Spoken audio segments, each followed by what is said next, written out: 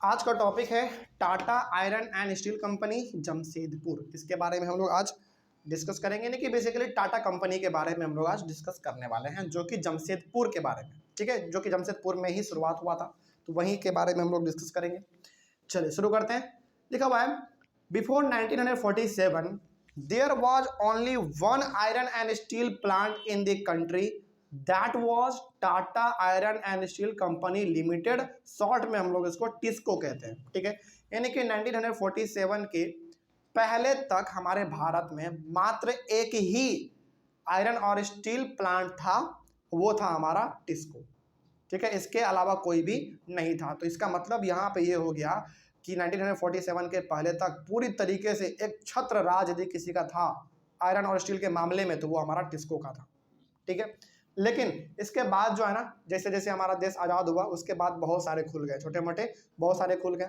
It was privately owned, और ये private company था, प्राइवेट कंपनी, ऐसा नहीं कि गवर्नमेंट के अंडर में था, नहीं। हालांकि उस समय पे हमारे यहाँ पे ब्रिटिशर्स का रूल था, लेकिन उसका भी इसके ऊपर कोई बस नहीं चलता था। ये बेसिकली प्राइवेट कंपनी था ये। उसके बाद TISCO was started in 1907 at Sakchi. Sakchi कहाँ पे है? जमशेदपुर में। याद रखिएगा, ये जमशेदपुर जो है ना झारखंड में पड़ता है, ठीक है। जमशेदपुर बहुत बड़ा जगह है झारखंड में, वो जगह का नाम जमशेदपुर हो गया झारखंड में। और जमशेदपुर के अंदर एक छोटा सा जगह हमारा है सक्ची, वहीं पे जो है टिस्को का नींव रखा गया था, ठीक है। मतलब यहाँ पे हो गया कि स्टेट का बात करें तो झारखंड, और एक जगह का बात करें तो जमशेदपुर में। और जमशेदपुर तो एक बहुत बड़ा जगह है ना, तो क्या पूरी तरीके से पूरा जगह ही छीन लिया होगा? नहीं, वहाँ पे भी एक पार्टिकुलर जगह पे उसका नींव रखा गया होगा, वहाँ पे स्टार्टअप किया गया होगा। तो झारखंड के अंदर जमशेदपुर है, और जमशेदपुर जगह के अंदर एक छोटा सा जगह है सक्ची, वहाँ पे ही टिस्को का नींव रखा गया था, और वहीं से ये शुरुआत हुआ। इसीलिए हम यहाँ पे टॉपिक में भी लिखा हुआ था Jamshedpur. Near the rivers Subarnarekha and Kharkai in Jharkhand. तो झारखंड में दो नदी आप कह सकते हैं, सुवर्णरेखा और खारकाई, ये दो नदी है झारखंड के अंदर, और ये दोनों का दोनों नदी जो है ना जमशेदपुर से होकर गुजरती है, ठीक है। तो अब जैसे बात है, अब आपको समझ में यहाँ पे समझ में भी आ गया होगा कि टिस्को को जमशेदपुर में ही क्यों लॉन्च किया गया। हालांकि इसके पीछे भी बहुत सारे रीजन है, लेकिन इसका जो सबसे पहला रीजन वो ये है कि इसके बगल में दो दो नदी है, तो पानी का तो कोई कमी ही नहीं होगा, है ना। तो वही बात यहाँ पे है। तो टिस्को शुरुआत किया गया 1907 में। जगह का नाम आपका सक्ची है। यह कहाँ पे पड़ता है? जमशेदपुर के अंदर पड़ता है। और जमशेदपुर कहाँ पे है भाई? झारखंड में है, ठीक है। चलिए आगे बढ़ते हैं फिर। Sakchi was chosen to set up the steel plant for several reasons. अब सक्ची को ही क्यों चुना गया?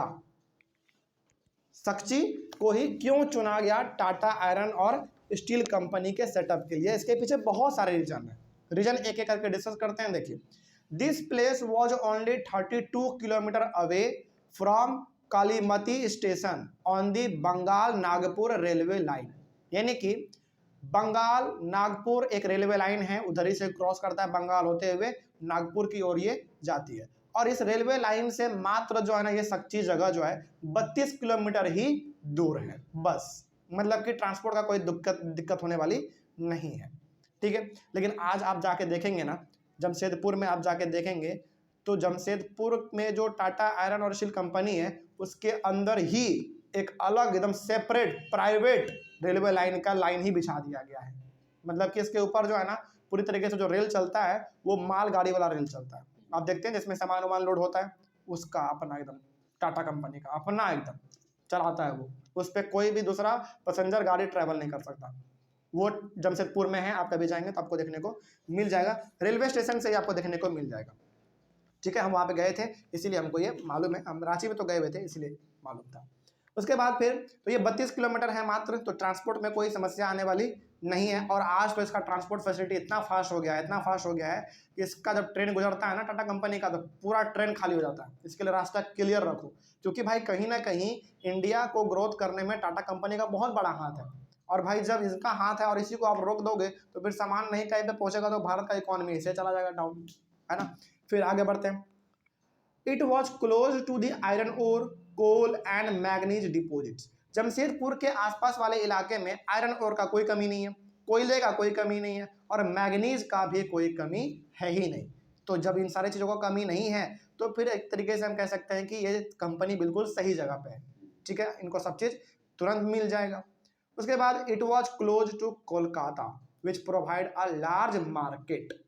इनके बगल में ही हमारा कोलकाता है, जैसे झारखंड के बगल में क्या हमारा वेस्ट बंगाल, और वेस्ट बंगाल की राजधानी कोलकाता, तो इसके लिए मार्केट की कोई कमी भी नहीं है। और कोलकाता के बगल में क्या, समुद्र, वहां पे जहाज पे सामान लोड करो, विदेश में भी जाके बेचो अपना, है ना, तो मार्केट का भी कोई कमी इसको नहीं है। तो अब आपको मालूम चल रहा है कि सक्ची को ही क्यों चुना गया सेटअप के लिए, तो ये सारे के सारे रीजन है।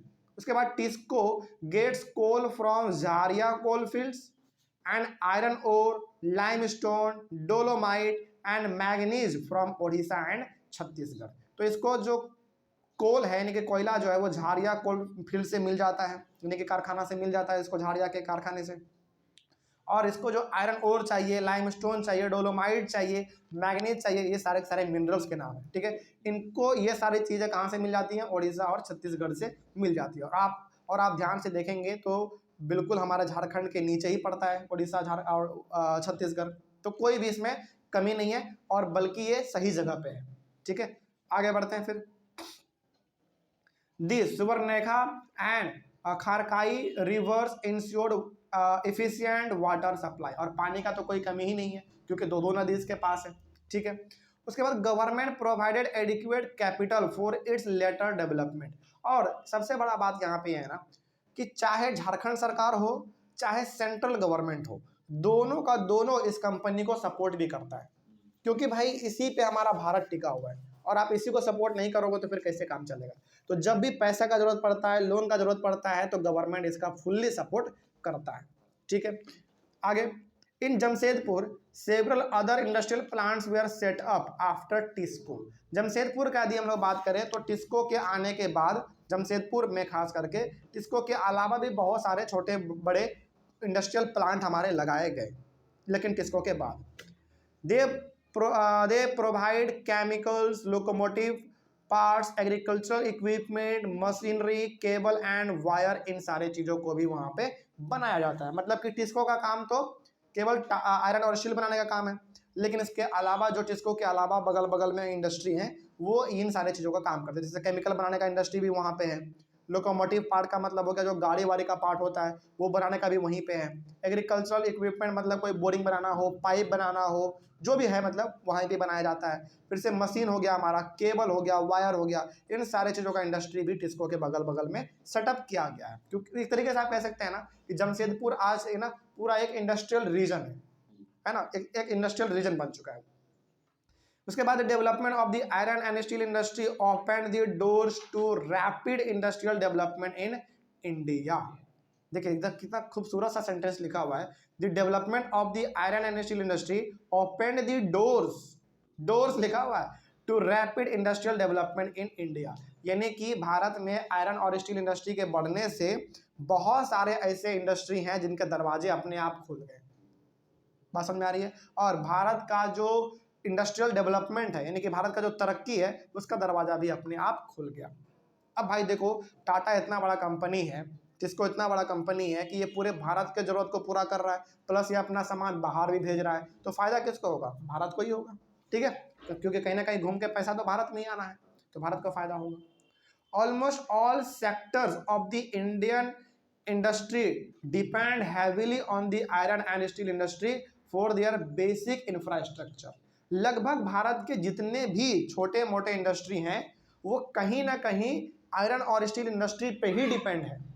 चाहे आप कोई भी इंडस्ट्री उठा के देख लो, कोई भी इंडस्ट्री उठा के देख लो, उसमें कहीं ना कहीं किसी न किसी रूप में आयरन और स्टील का जरूरत तो है ही है।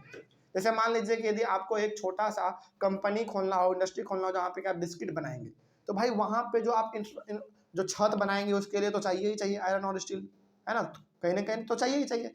तो कहीं ना कहीं हम लोग ये कह सकते हैं कि आयरन और स्टील का जरूरत जो है भारत के लगभग हर एक इंडस्ट्री को है, छोटा हो चाहे बड़ा हो, किसी भी रूप में चाहिए लेकिन उसको चाहिए। उसके बाद the Indian iron and steel industry consist of large integrated steel plants as well as mini steel plants. तो भारत में आयरन और स्टील इंडस्ट्री जो है वो बहुत बड़े बड़े भी हैं, अब तो और आ गए हैं, टिस्को के बाद भी हमारे बहुत सारे अब खुल गए हैं। और हमारे छोटे छोटे भी हैं। तो सब कोई अपना जो है भारत की तरक्की में लगा हुआ है, अपने प्रॉफिट को कमाने में लगा हुआ है। ठीक है, तो ये हमारा लगता है खत्म हो गया। हाँ, ये खत्म हो गया। अच्छा, इसी के अंदर ना एक छोटे से जगह के बारे में भी जिक्र किया गया है, वो पिट्सबर्ग के बारे में बात किया गया है। ठीक है, और ये हमारा यूनाइटेड स्टेट ऑफ अमेरिका में है। इसको हम लोग अपने अगले वाले क्लास में डिस्कस करते हैं। ठीक है, नहीं तो फिर ये क्लास लंबा हो जाएगा। इसको हम लोग अपने अगले वाले क्लास में डिस्कस करेंगे पिट्सबर्ग के बारे में, लेकिन इसी टॉपिक के अंदर में ये छोटा सा टॉपिक है। ठीक है, चलिए मिलते हैं अगले वाले क्लास में। Thank you very much.